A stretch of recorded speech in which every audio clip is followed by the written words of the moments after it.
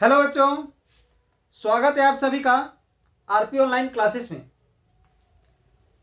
मैं आरपी यादव आज का इस क्लास में आप लोग के लिए एक बहुत ही इम्पोर्टेंट क्वेश्चन लेकर के आए हैं, जिसका यूज 10th क्लास हो या 12th क्लास हो या फिर 12th पास आउट होने के बाद सीनियर क्लासेस में भी इसका यूज बहुत ज़्यादा यूज होता है। ठीक है, तो आज का इस क्लास में हम आप लोग के लिए सिंपल माइक्रोस्कोप लेकर के आए हैं। ठीक है, तो पता होना चाहिए कि माइक्रोस्कोप का यूज हम लोग जनरली कहाँ पर करते हैं। तो जब बहुत ही छोटे ऑब्जेक्ट्स को हमें सिंपल तरीके से देखने में बहुत ही कठिनाइयों का सामना करना पड़ता है या आसानी पूर्वक वो दिखाई ना देता हो, तो उस समय हम एक डिवाइस का यूज करते हैं, जिस डिवाइस का हम लोग माइक्रोस्कोप कहते हैं।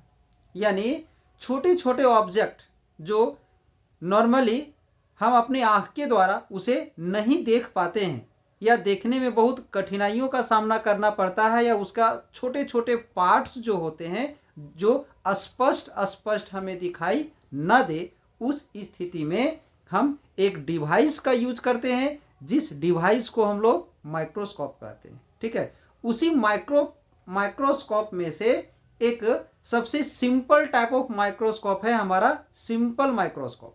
ऐसे तो माइक्रोस्कोप बहुत प्रकार का होता है, बट सबसे पहले हम आज का इस क्लास में हम सिंपल माइक्रोस्कोप का यूज करेंगे। ठीक है, तो सिंपल माइक्रोस्कोप एक ऐसा डिवाइस है जिसका यूज हम छोटे छोटे ऑब्जेक्ट्स को देखने में करते हैं, और इसमें एक कन्वेक्स लेंस का यूज किया जाता है। यानी इस माइक्रोस्कोप में एक कन्वेक्स लेंस लगा हुआ होता है। ठीक है, जिस कन्वेक्स लेंस के द्वारा एक छोटे ऑब्जेक्ट का वर्चुअल इमेज बनाकर उसे हमें स्पष्ट रूप में दिखाने में ये लेंस यानी ये माइक्रोस्कोप हमें सहयोग करता है।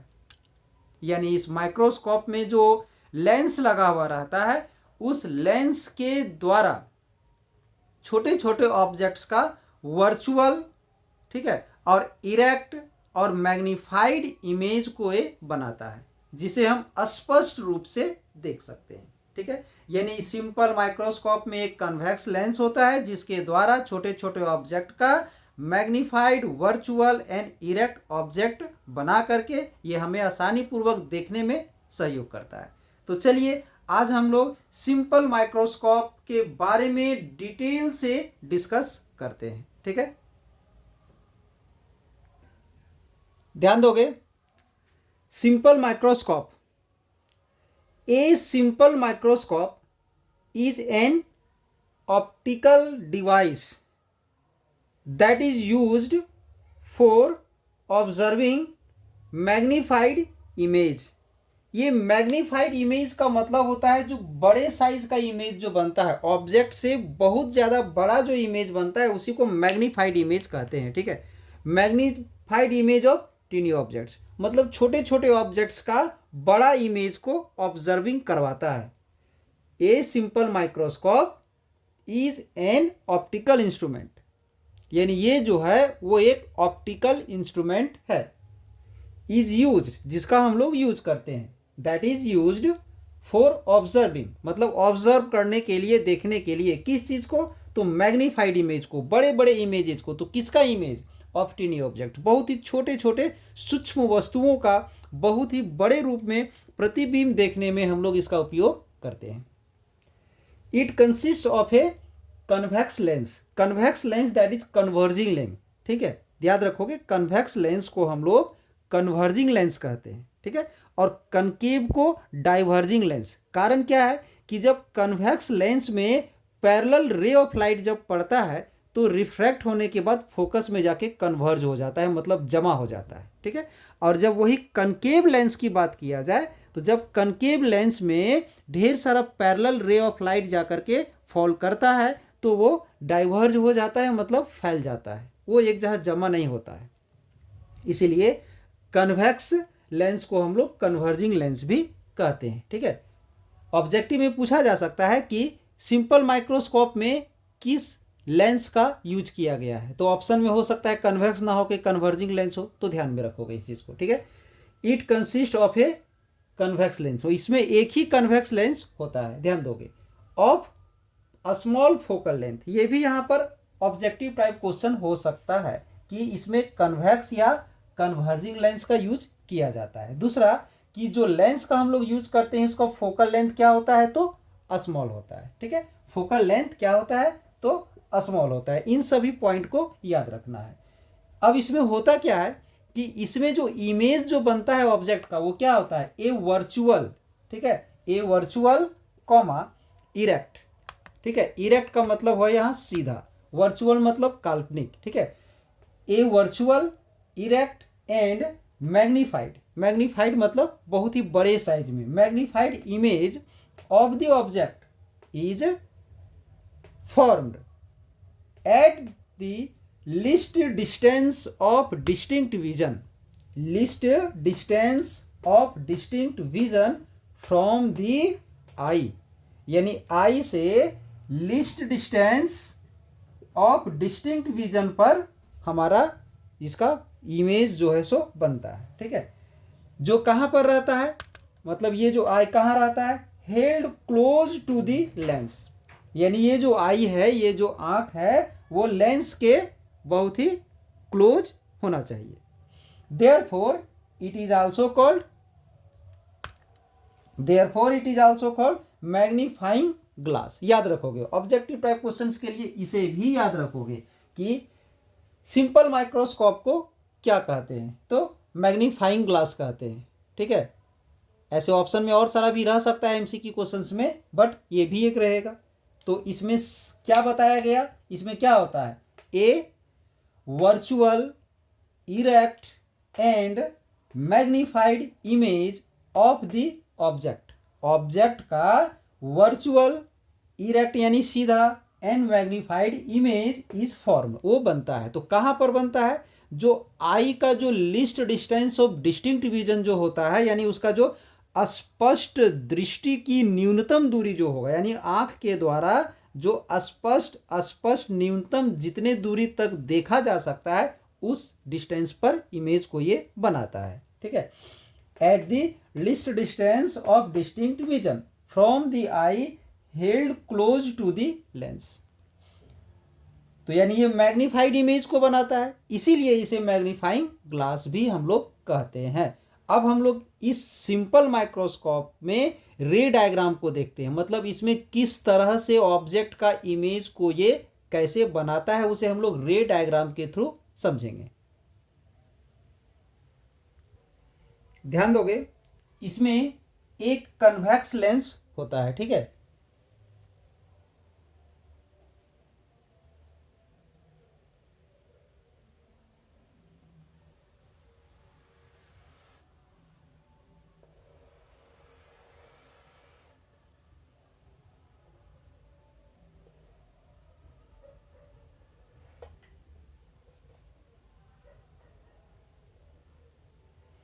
ये एक कन्वेक्स लेंस है।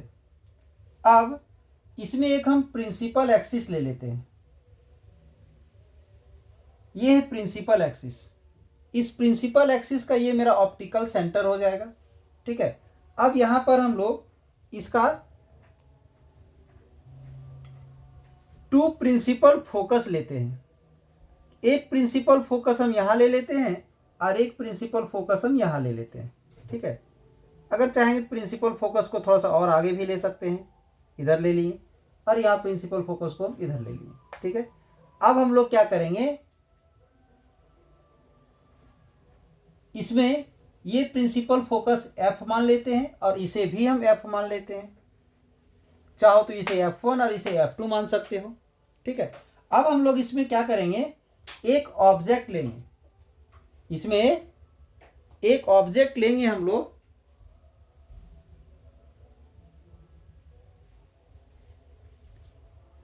ये जो ऑप्टिकल सेंटर C है और जो प्रिंसिपल फोकस है इसके बीच में हम लोग एक ऑब्जेक्ट लेंगे, ठीक है। तो ध्यान दोगे,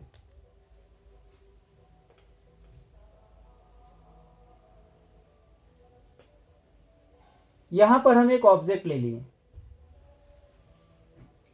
ऑब्जेक्ट ए बी, ठीक है, इसका नाम दे दोगे ए बी। अब इस ऑब्जेक्ट से क्या होगा, ठीक है, तो ध्यान दोगे इस ऑब्जेक्ट से हम दो रे इंसिडेंट करवाएंगे इस लेंस में। एक जो हमारा रे होगा वो ऑप्टिकल सेंटर से पास करेगा, और एक जो रे होगा ये जो प्रिंसिपल एक्सिस है, प्रिंसिपल एक्सिस के पैरेलल जाएगा, ठीक है। तो ध्यान दोगे, एक तो हम यहां पर पैरेलल रे ले लिए,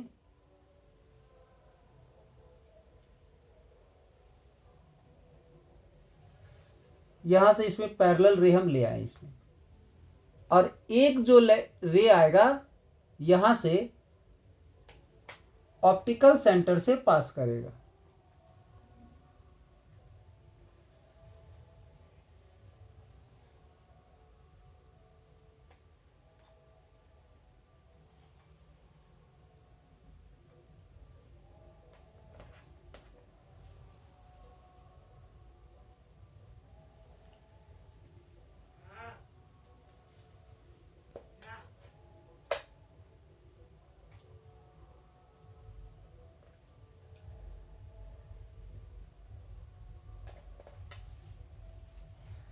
एक जो रे गया ये मेरा ये प्रिंसिपल एक्सिस के पैरेलल चला गया, और एक रे जो है हमारा ये ऑप्टिकल सेंटर से जा रहा है, ठीक है।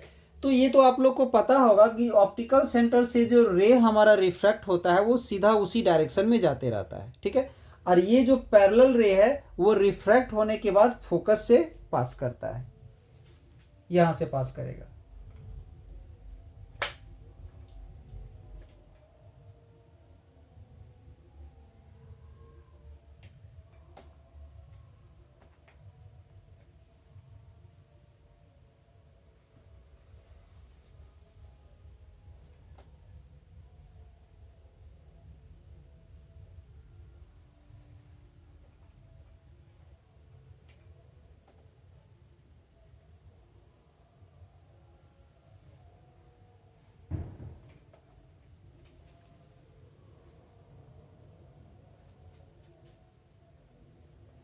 और ये जो दोनों रे है आगे जा करके ये दोनों रे कहीं भी मिलेगा नहीं, तो उस कंडीशन में हम लोग क्या करेंगे, इसे हम लोग पीछे लेके जाएंगे। तो यहाँ जो रे है थोड़ा सा प्रॉब्लम हो सकता है, क्योंकि ये दोनों रे जो है सो पैरेलल दिखता हुआ जा रहा है, पैरेलल है नहीं, धीरे धीरे ये इसके बीच का डिस्टेंस बढ़ते जा रहा है, बट बहुत कम है, क्योंकि अगर हम इसे पीछे बैक कराते चले जाएंगे तो बहुत लार्ज डिस्टेंस में जा करके ये इमेज बनाएगा। तो इसलिए थोड़ा सा इसको हम करेक्शन कर रहे हैं, थोड़ा सा ध्यान दोगे।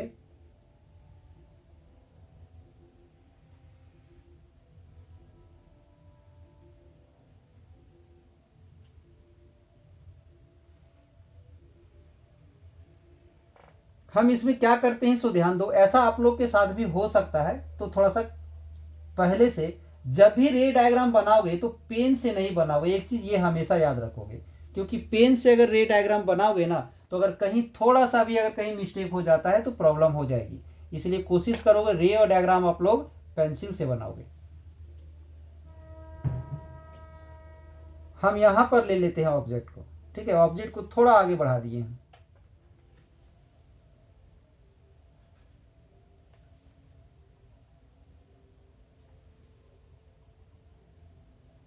पैरेलल रे चला गया, अब एक जो रे जाएगा वो हमारा इसका ऑप्टिकल सेंटर से जाएगा, फिर से वैसे ही हम ऑप्टिकल सेंटर से एक रे ले लिए,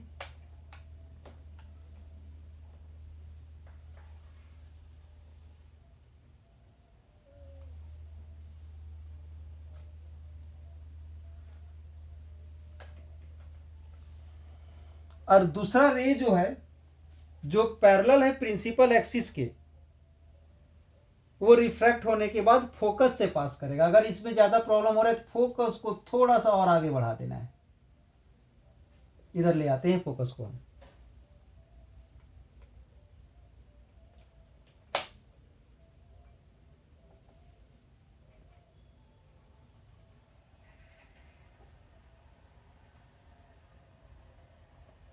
अब इसमें थोड़ा सा देखोगे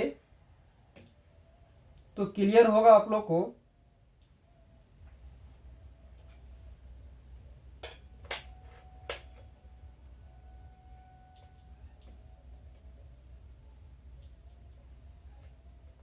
ध्यान दोगे, यहाँ पर देखोगे ये जो दोनों रे जो है ना वो ज्यादा फैलते हुए जा रहा है, इसका मतलब है कि वो जल्दी जाकर के पीछे रे हमारा बनेगा।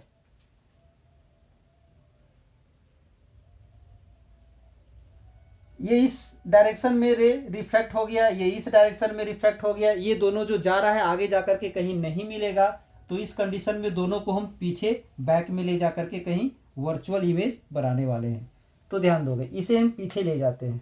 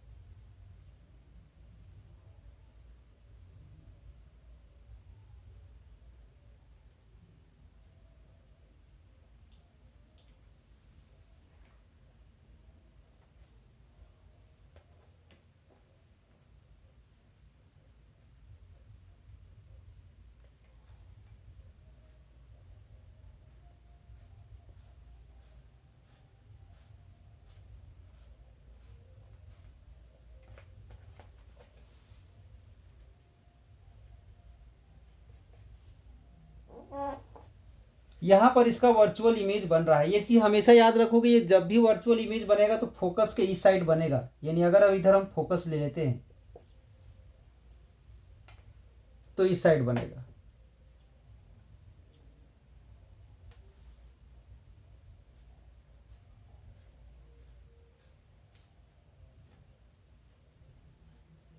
यानी यहां पर इसका इमेज तैयार हो गया हमारा। ठीक है,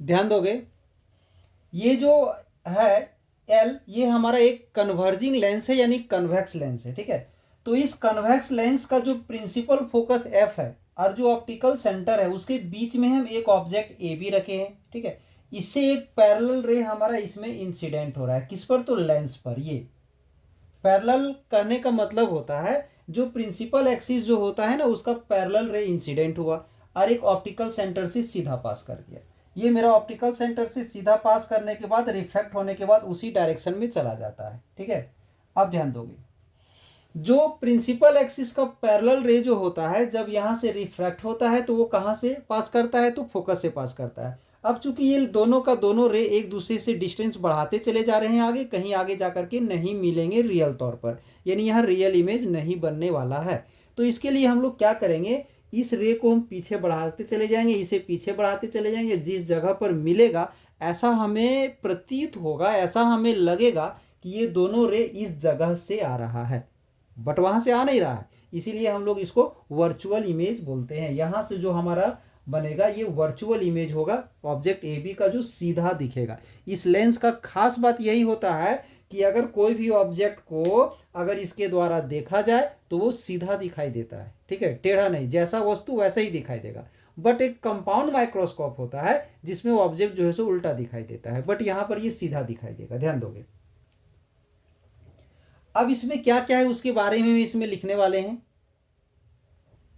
ध्यान दोगे, L is a convex lens, C is optical center, comma f1 comma f2 are two principal foci of the lens। यहां पर चाहोगे तो एंड लिख सकते हो।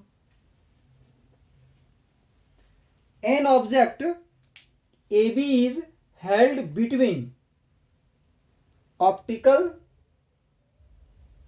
Centre C and principal focus F। ध्यान दोगे, एक ऑब्जेक्ट जो है यहां पर ऑप्टिकल सेंटर और प्रिंसिपल फोकस के बीच में रखा गया है। इसके बाद ध्यान दोगे, a virtual erect and magnified, virtual यानी जो काल्पनिक बना है, इरेक्ट मतलब सीधा है, मैग्नीफाइड मतलब बड़ा है। Image A dash B dash is formed at least distance of distinct vision from the eye. जो हमारा आंख जो होगा उस आंख से least distance of distinct vision पर बन रहा है, यानी लेंस से। यहां से डिस्टेंस हम लोग नहीं लेते हैं, एक्चुअली डिस्टेंस हम लोग लेंस से लेते हैं, ठीक है। तो अब ध्यान दोगे, अब हम लोग इसका मैग्नीफाइंग पावर फाइंड करेंगे। ध्यान दोगे, सिंपल माइक्रोस्कोप का मैग्नीफाइंग पावर अगर डिफाइन करने अगर आ जाए, और अगर मैग्नीफाइंग पावर का मैग्नीट्यूड फाइंड करने आ जाएगा, तो मैग्नीफाइंग पावर जनरली ध्यान दोगे सिंपल माइक्रोस्कोप का हो, ठीक है, या कंपाउंड माइक्रोस्कोप का हो, या तो फिर टेलीस्कोप का हो, लगभग सभी के मैग्नीफाइंग पावर का डिफिनेशन मिलता जुलता है। तो क्या होता है मैग्नीफाइंग पावर का डिफिनेशन? फाइनल इमेज के द्वारा आई में बना हुआ एंगल और ऑब्जेक्ट के द्वारा आई में बना हुआ एंगल का जो रेशियो होता है, उसी रेशियो को हम लोग क्या बोलते हैं? तो उस ऑप्टिकल इंस्ट्रूमेंट का मैग्नीफाइंग पावर कहते हैं। बहुत ऐसा इंस्ट्रूमेंट है जिसमें दो लेंस होता है, एक लेंस के द्वारा जो इमेज बनता है वो दूसरे लेंस के लिए ऑब्जेक्ट का काम करता है, फिर उसके लिए एक फाइनल इमेज बनता है, मतलब दो इमेजेज हो जाते हैं वहाँ पर। तो जो फाइनल इमेज जो बनता है, उस इमेज के द्वारा बना हुआ एंगल और इनिशियल ऑब्जेक्ट के द्वारा बना हुआ एंगल का रेशियो। हाँ, एक चीज़ और ध्यान में रखना है कि इनिशियल ऑब्जेक्ट और फाइनल इमेज दोनों सेम डिस्टेंस पर होना चाहिए, दोनों एक ही जगह पर प्लेस्ड होना चाहिए। तो उस कंडीशन में इमेज के द्वारा बना हुआ एंगल और ऑब्जेक्ट के द्वारा बना हुआ एंगल का जो रेशियो होता है, उस रेशियो को ही हम लोग मैग्नीफाइंग पावर कहते हैं। तो ध्यान दोगे डिफिनेशन कुछ यहाँ भी कुछ वैसा ही है। Magnifying power of a simple microscope is defined as the ratio of the angles subtended by the image and the object। मतलब इमेज के द्वारा बना हुआ एंगल और ऑब्जेक्ट के द्वारा बना हुआ एंगल, यानी इमेज के द्वारा बना हुआ एंगल और ऑब्जेक्ट के द्वारा, ठीक है, कहां पर? On the I. But when both are at the least distance of distinct vision from the eye, यानी दोनों का दोनों यहां पर list distance of distinct vision में होना चाहिए। बट यहां पर ऐसा कुछ नहीं था, यहां पर ऑब्जेक्ट कहीं और है, इमेज कहीं और है। तो हम लोग दोनों को एक जगह इमेजिन करने की कोशिश करेंगे। फिर से हम इस डिफिनेशन को क्लियर करते हैं, ध्यान दोगे। इमेज और ऑब्जेक्ट अगर दोनों हमारा list distance of distinct vision पर अगर है, तो उस कंडीशन में इमेज के द्वारा बना हुआ एंगल और ऑब्जेक्ट के द्वारा बना हुआ एंगल का रेशियो को मैग्नीफाइंग पावर कहते हैं। तो अब आते हैं फिर से हम पीछे डायग्राम जो अभी बनाए थे उसमें ध्यान दोगे।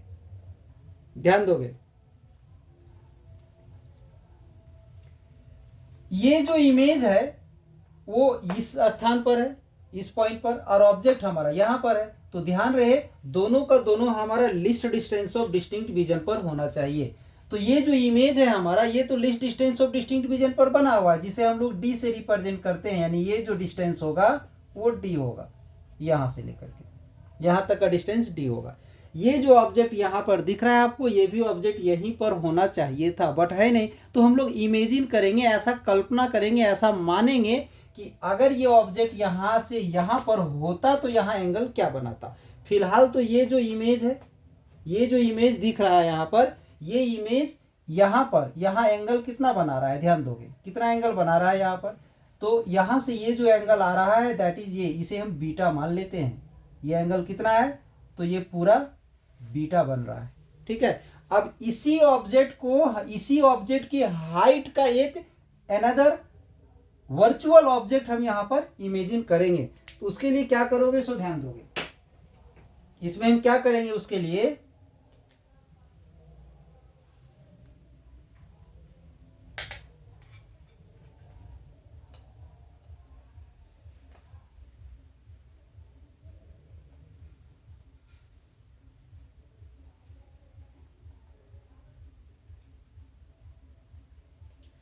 यहां से हम एक डॉटेड लाइन ड्रॉ कर देते हैं।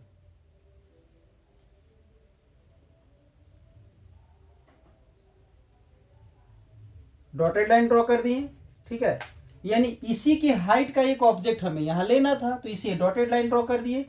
और यहां पर हम इमेजिन कर लेते हैं A1 मान लिए, ठीक है। अब हम मान लिए कि यही ऑब्जेक्ट अगर यहां पर होता तो यहां एंगल कितना बनाता वो, तो उसके लिए हम यहां से एक लाइन ड्रॉ कर देते हैं।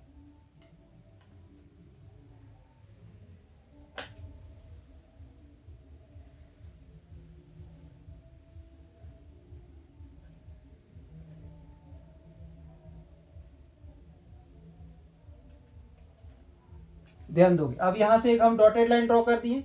तो ये ऑब्जेक्ट अगर यहां पर होता तो यहां एंगल जो बनता वो हमारा ये होता है एंगल, ठीक है। ये एंगल क्या होता, अल्फा। ध्यान दोगे थोड़ा सा, ये पूरा एंगल मेरा बीटा है, ठीक है। और ये जो एंगल है वो मेरा अल्फा है। तो यानी यहां से अगर देखा जाए तो मैग्नीफाइंग पावर क्या होगा, बीटा बाय अल्फा होगा, ठीक है। क्या होगा, बीटा बाय अल्फा। अब इसी में टेन बीटा का वैल्यू यूज होता है और टेन अल्फा का भी यूज होता है। तो ध्यान दोगे मैग्नीफाइंग पावर को हम लोग m से रिप्रेजेंट करते हैं।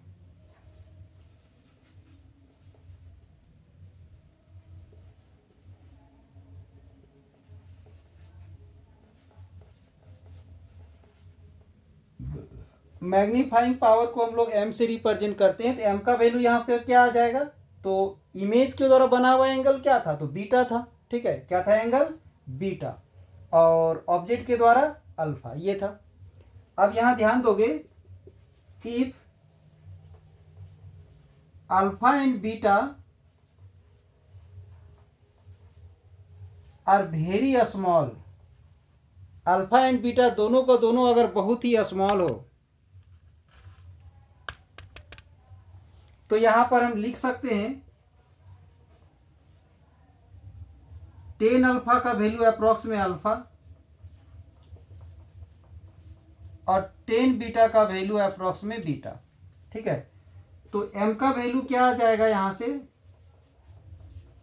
Ten beta by tan alpha आ जाएगा, ठीक है। अब हम इसे इक्वेशन 1 यहां मान लेते हैं। अब हम लोग क्या करेंगे, जो डायग्राम है हमारा, ठीक है, जो डायग्राम है उस डायग्राम से टेन अल्फा का वैल्यू फाइंड आउट करेंगे, टेन बीटा का वैल्यू फाइंड आउट करेंगे, और यहां पर उसका वैल्यू हम लोग पुट कर देंगे, ठीक है।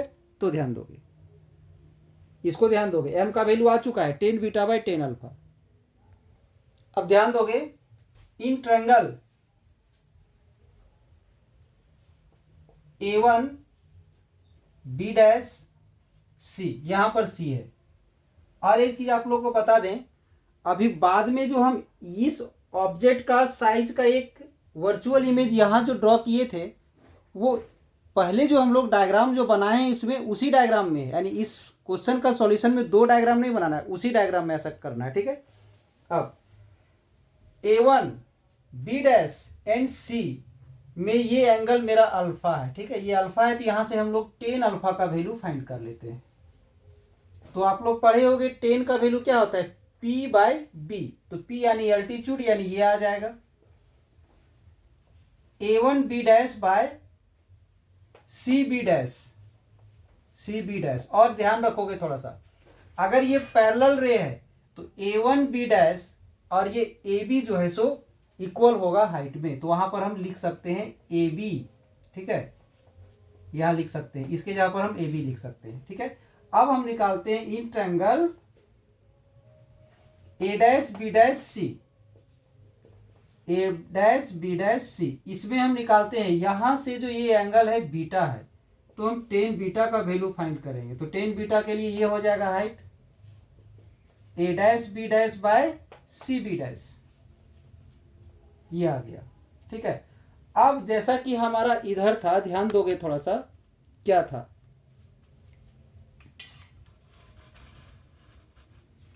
ये था हमारा m का वैल्यू ये था। अब इसमें उन दोनों का वैल्यू पुट कर देंगे।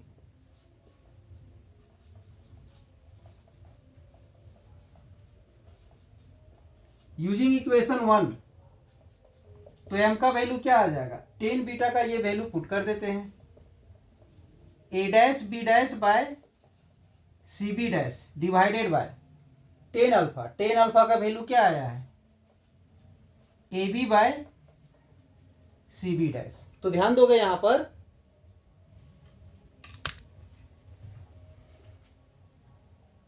एम का वैल्यू क्या है, tan beta by tan alpha.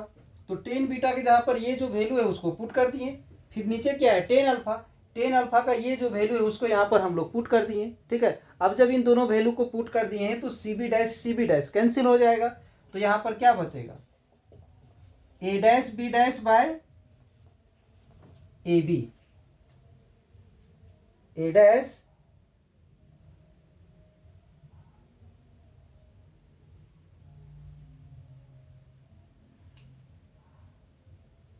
और एक चीज थोड़ा सा यहाँ ध्यान देना है, यहाँ पर अगर हम ये जो टेन अल्फा का वैल्यू जो फाइंड किए हैं, टेन अल्फा का वैल्यू हम इस, ध्यान दोगे थोड़ा सा, इस ट्रायंगल से हम फाइंड किए हैं, इस ट्रायंगल से।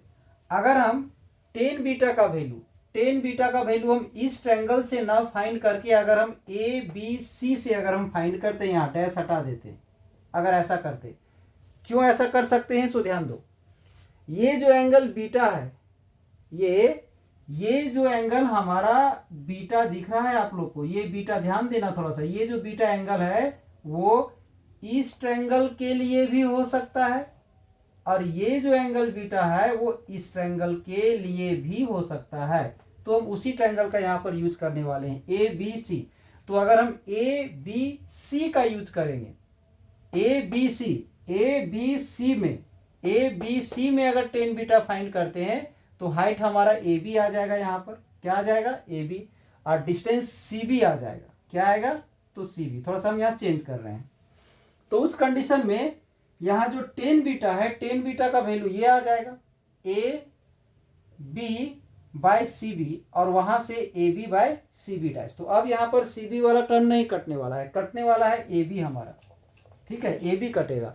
अगर ए बी कटेगा, ये ए बी से ए बी अगर हम कैंसिल कर देते हैं, क्योंकि हम यहाँ पर ऑब्जेक्ट डिस्टेंस के रूप में लाना चाह रहे हैं, हाइट के रूप में आ रहा था वो डिस्टेंस के रूप में लाने जा रहे हैं। तो ये सी बी डैश मल्टीप्लाई होकर ऊपर चला जाएगा, C B dash by C B, इसे हम इक्वेशन 2 मान लेते हैं। ठीक है, अब थोड़ा सा फिर से हम डायग्राम में आते हैं, ध्यान दोगे यहाँ पर इस डायग्राम में जो सी बी डैश है वो क्या है, ध्यान दोगे थोड़ा सा, सी बी डैश ये है इमेज हमारा, तो ये हमारा क्या हो जाएगा, इमेज डिस्टेंस हो जाएगा। तो इमेज डिस्टेंस को हम क्या लेंगे, माइनस भी ले लेते हैं।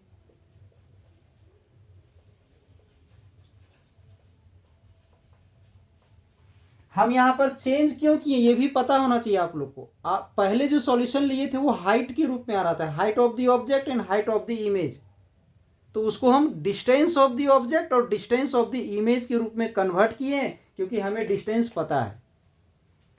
अब इसके बाद एक डिस्टेंस यूज हुआ है सी बी, तो सी बी क्या है ध्यान दोगे, सी से बी ये ऑब्जेक्ट है, तो ये मेरा ऑब्जेक्ट डिस्टेंस हो गया, जिसे हम लोग माइनस यू ले सकते हैं।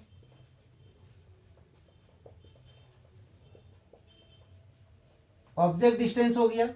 अब ये सी बी और सी बी डैश का जो वैल्यू है इसको हम लोग यहां पुट करने वाले हैं,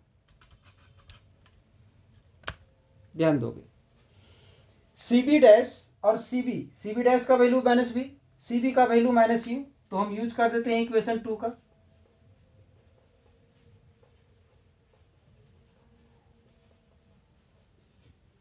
यूजिंग इक्वेशन 2, तो एम इक्वल टू क्या आ जाएगा, minus V by minus U, तो माइनस माइनस कैंसिल हो जाएगा, तो क्या आ जाएगा वी बाय यू, इसे हम इक्वेशन 3 मान लेते हैं।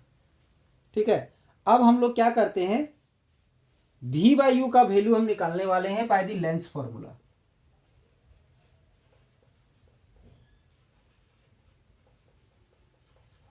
बाय लेंस फॉर्मूला, तो लेंस फॉर्मूला क्या होता है पढ़े होगे आप लोग, और अगर नहीं पढ़े हो तो लेंस फॉर्मूला आज का जो भी हमारा क्लास चल रहा है, लेक्चर चल रहा है, इसे जस्ट पहले वाले क्लास में हम बता चुके हैं। 1/v minus 1/u equal to 1/f, ये होता है लेंस फॉर्मूला, ठीक है, जिसमें से ये क्या है, फोकल लेंथ है हमारा लेंस का। तो अब ध्यान दोगे, ये जो लेंस फॉर्मूला है, इस लेंस फॉर्मूला से हम क्या निकालना चाहेंगे, v/u का मान निकालना चाहेंगे। तो v/u का मान निकालने के लिए देखो क्या करोगे, हम यहां मल्टीप्लाई कर देंगे,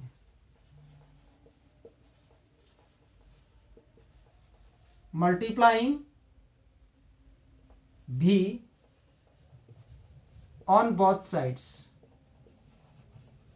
इसमें दोनों तरफ हम v मल्टीप्लाई करते हैं, तो यहां भी मल्टीप्लाई कर दिए, v/v हो गया, माइनस v/u हो गया, और v/f हो गया, ठीक है।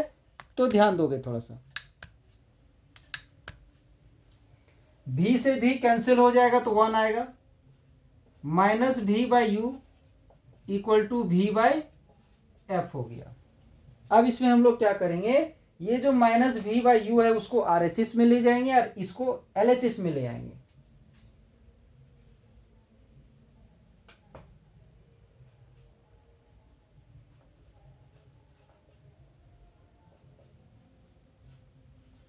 ये आ गया, ये जो टर्म है इसको इधर माइनस में ले आया, और ये जो माइनस में उसको उधर प्लस में ले गए। क्यों किया ऐसा, क्योंकि v/u का वैल्यू हमारा ये आ गया, यहाँ था ना हमारा मैग्नीफाइंग पावर m का वैल्यू v/u, ठीक है। तो v/u का ये वैल्यू आया हमारा, ठीक है, ये वैल्यू आया। अब इस वैल्यू को हम यहां पर पुट कर सकते हैं,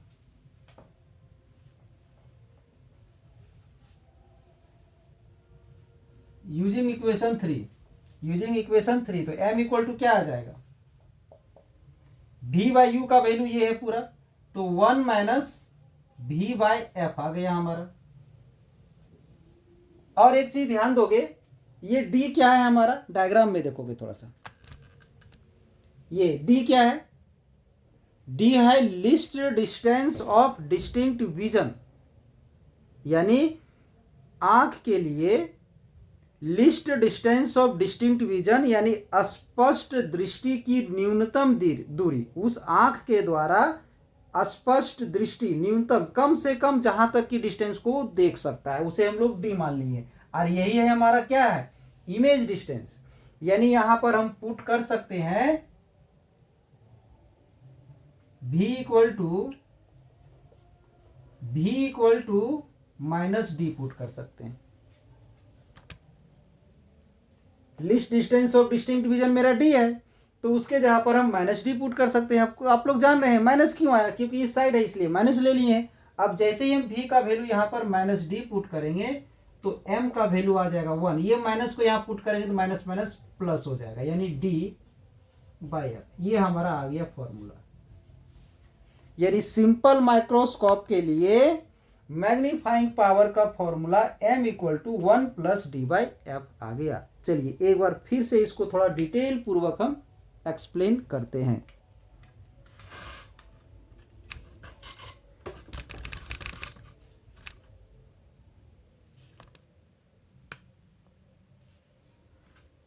ध्यान दोगे, मैग्नीफाइंग पावर क्या बताया गया आप लोग को, तो मैग्नीफाइंग पावर बताया गया, magnifying power of a simple microscope is defined as the ratio से हम लोग डिफाइन करते हैं इसे, ठीक है, इसे हम लोग रेशियो से डिफाइन करते हैं। तो किस किस चीज का रेशियो लेते हैं हम लोग, एंगल सबटेंडेड बाय इमेज के द्वारा बना हुआ एंगल, एंड ऑब्जेक्ट के द्वारा बना हुआ एंगल। बट कहां पर एंगल बनाना है, ऑन दी आई, ठीक है, कहां बनाना है, तो ऑन दी आई। इमेज के द्वारा आंख पर बना हुआ एंगल और ऑब्जेक्ट के द्वारा आंख पर बना हुआ एंगल का रेशियो। बट कब, when both are at the least distance of distinct vision from the eye, जब दोनों का दोनों list distance of distinct vision पर बना हुआ हो तो। बट यहां पर क्या था कि यहां पर ऑब्जेक्ट हमारा यहां था और इमेज यहां था, तो हम लोग क्या किए, हम लोग इमेजिन कर लिए, मान लिए कि अगर ये ऑब्जेक्ट यहाँ, ऑब्जेक्ट तो फिलहाल रहेगा यहीं पर, ठीक है, हम लोग ऐसा मान लिए कि ऑब्जेक्ट यहां ना हो करके अगर वही ऑब्जेक्ट यहां होता तो क्या होता, ठीक है, हम लोग ऐसा मान लिए, तो उस ऑब्जेक्ट को यहां बना दिए। अब हम लोग भले ही हमारा आंख यहाँ है बट हम इस सेंटर को लेके चलते हैं, ऑप्टिकल सेंटर को लेके चलते हैं, देखते हैं कितना का एंगल बना रहा है।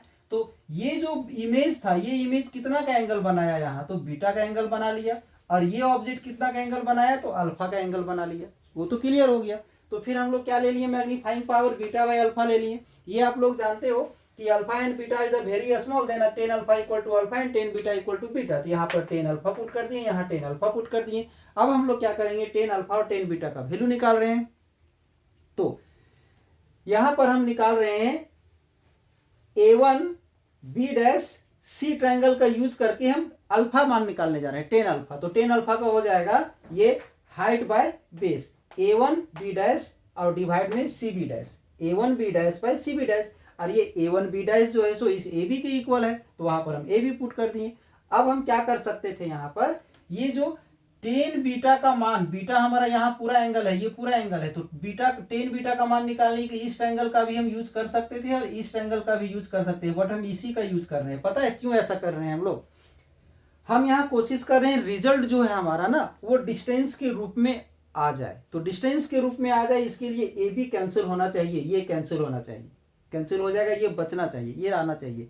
तो अगर हम ईस्ट एंगल का यूज कर दे रहे थे ना, तो हमारा ये डिस्टेंस ही कैंसिल हो जा रहा था और हाइट बच जा रहा था। तो हम क्या किए, ये जो बीटा का एंगल है हमारा ईस्ट एंगल में भी बना हुआ है और ईस्ट एंगल में भी बना हुआ है, तो हम छोटे वाले ट्रायंगल का यूज कर दिए। छोटे वाले ट्रायंगल का यूज करने से क्या मिला, तो ध्यान दोगे, टेन बीटा का मान निकाल रहे हैं, तो टेन बीटा का मान निकाल रहे हैं, तो ये मेरा height A B by B C हो जाएगा, A B by B C हो जाएगा। अब अगर हम इन दोनों को यहाँ पर हम डिवाइड कर देते हैं, टेन अल्फा टेन बीटा का वैल्यू यहाँ पुट कर देते हैं, तो ए बी से ए बी कट के हमारा ये डिस्टेंस के रूप में हमारा रिजल्ट बचता है। ठीक है, अब हम क्या करते हैं, ये जो सी बी डैश था वो सी बी डैश क्या था, माइनस भी था, यानी इमेज डिस्टेंस था। तो इमेज भी इधर है, ऑब्जेक्ट भी इधर है, तो नेगेटिव होगा दोनों। तो इमेज डिस्टेंस को फिलहाल तो हम माइनस भी ले लिए और ऑब्जेक्ट डिस्टेंस को हम माइनस यू ले लिए। अब हम सी बी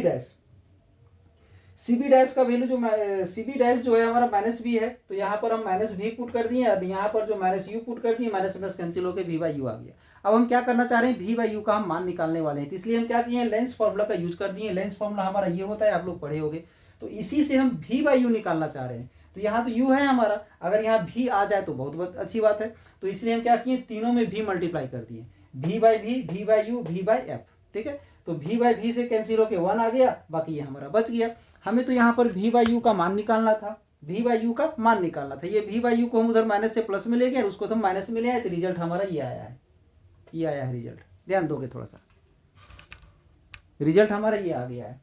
अब वी बाई यू का वैल्यू ये आया है ना, तो इसका वैल्यू को हम यहाँ पर यूज कर सकते हैं, तो यहाँ पर हम यूज कर दिए। ठीक है, बट इमेज हमारा कहाँ बनता है, इमेज हमारा list distance of distinct vision पर बनता है। List distance of distinct vision जिसे हम लोग डी से रिप्रेजेंट करते हैं, यानी वी का वैल्यू डी है और इधर होने के चलते वी का वैल्यू हम माइनस डी ले लिए। ठीक है, तो इस वी के जगह पर हम माइनस डी जैसे ही पुट करेंगे तो माइनस माइनस क्या हो जाएगा, प्लस हो जाएगा। तो ये हमारा आ गया इसका मैग्नीफाइंग पावर। ध्यान दोगे, ये यूजेज ऑफ सिंपल माइक्रोस्कोप, तो ध्यान दोगे, ऐसे तो सिंपल माइक्रोस्कोप का यूज बहुत ही नॉर्मल तरीके से किया जाता है। जैसे कि अगर लेबोरेटरी में कोई साइंस स्टूडेंट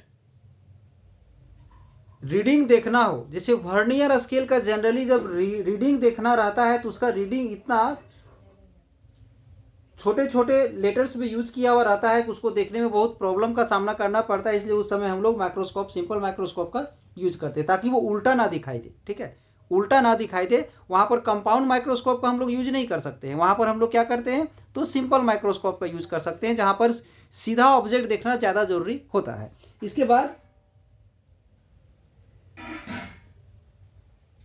वॉच मेकर्स हो या ज्वेलर्स वगैरह हो, वहाँ पर ऑब्जेक्ट को सीधा दिखे, सीधा देखने के लिए ही हम लोग सिंपल माइक्रोस्कोप का यूज करते हैं। ध्यान दोगे, it is use by watch makers and jewellers for observing magnified images of 3D object. इसके बाद है it is use by students in science laboratories for reading vernier scales etc.. यानी इन सभी चीज़ों में जहाँ पर किसी भी ऑब्जेक्ट का सीधा इमेज दिखाई देना बहुत ज़्यादा जरूरी होता है, उन जगहों पर हम सिंपल माइक्रोस्कोप का यूज करते हैं। ठीक है, तो आई होप आप लोग को ये क्लास आज अच्छा लगा हो। इसके लिए आप लोग कमेंट्स करें, अगर कहीं भी किसी तरह का दिक्कत होता है तो उसके लिए आप लोग कमेंट्स करें। हो सकता है अगले क्लास में इस चीज़ को ध्यान रखा जाएगा और इस चीज़ को क्लियर करने की कोशिश किया जाएगा।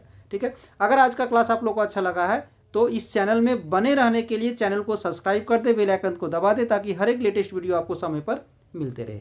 और इस वीडियो को ज़्यादा से ज़्यादा आप लोग शेयर करें, अपने दोस्तों को भी शेयर करें ताकि वो भी इसका लाभ उठा सके। चलिए, इस चैनल से आप लोग को जुड़ने के लिए बहुत बहुत धन्यवाद। अब नए टॉपिक के साथ हम फिर से आप लोग के लिए नया क्वेश्चन लेकर के आएंगे।